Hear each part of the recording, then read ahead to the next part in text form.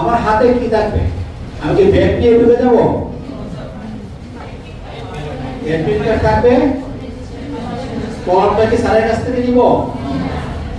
Admit card এবং কলম এটা আমার হাতে থাকবে। আমি অনুমতি নিয়ে রুমে ঢুকবো, যদি বসতে বলেন বসবো, যদি না বলেন আমি অনুমতি চাইবো, স্যার আমি কি বসতে পারি, ম্যাডাম আমি কি বসতে পারি।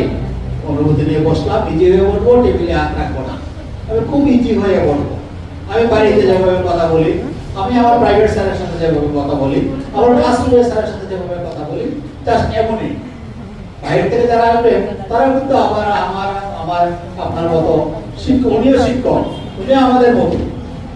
আমরা যখন অন্য কলেজে যাই ওনারা আমাদের কলেজ, ওনারাও শিক্ষক। সুতরাং এখানে বাক শিক্ষক না, ভয় পাওয়ার কিছু নাই। তবে আমি ভয় পাবো কি পাবো না সেটা নির্ভর করে আমি 2-3 দিন প্রস্তুতি নেব কিনা। আমার অবশ্যই প্রস্তুতি নিয়ে আসতে হবে। কি প্রস্তুতি নিব ওটা স্যার ম্যাডাম বলে বলছে, আমি আর ওইদিকে যাব না।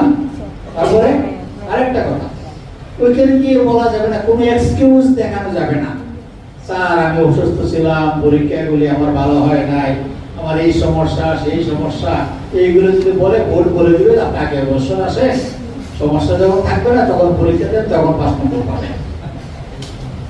সুতরাং কোনো এক্সকিউজ দেখানো যাবে না। সকালে পাইবে ছিল বিকালে আসবেন, সেটা হবে না। ওটা স্যার বলে দিয়েছেন, আপনারা খেয়াল রাখবেন, সিরিয়ালটা খেয়াল রাখবেন, কত সিরিয়াল কখন আসতে হবে সেটা বলতে হবে।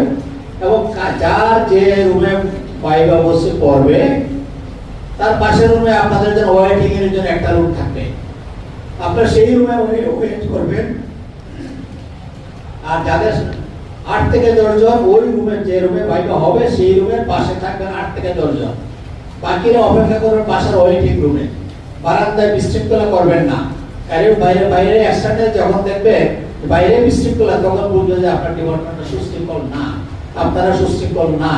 একটা কথা আছে, face in the index of mind. আপনার এই বিশৃঙ্খল অবস্থা যখন দেখবে তখন আমরা না হয় আপনাদেরকে ক্ষমা করে দিলাম, কিন্তু বাইরের যিনি আসবেন তিনি কিন্তু ভালোভাবে নেবেন না। মুরারচাঁদ খুবই ঐতিহ্যবাহী কলেজ, শতবর্ষী কয়েকটা কলেজের মধ্যে অন্যতম হলো মুরারচাঁদ কলেজ। সেই কলেজে ঐতিহ্য বজায় রাখবেন, বৃহত্তম ডিপার্টমেন্ট রাষ্ট্রবিজ্ঞান বিভাগেরও ঐতিহ্য বজায় রাখবেন, সম্মান বজায় রাখবেন। রাখতে গেলে কিছু পরিশ্রম করতে হবে। এই 2-3টা দিন আছে, আমরা টিপস গুলি বলে দিচ্ছি। আমি আপনাদের সাথে যে ব্যাপারটা নিয়ে 2-1 দিন কথা বলেছি, বলার সুযোগ হয়েছিল মনে হয়, সেই ব্যাপারটা ছিল বাংলাদেশ সরকার ও সংবিধান। সেটা মূলত 1971 সাল থেকে আজ পর্যন্ত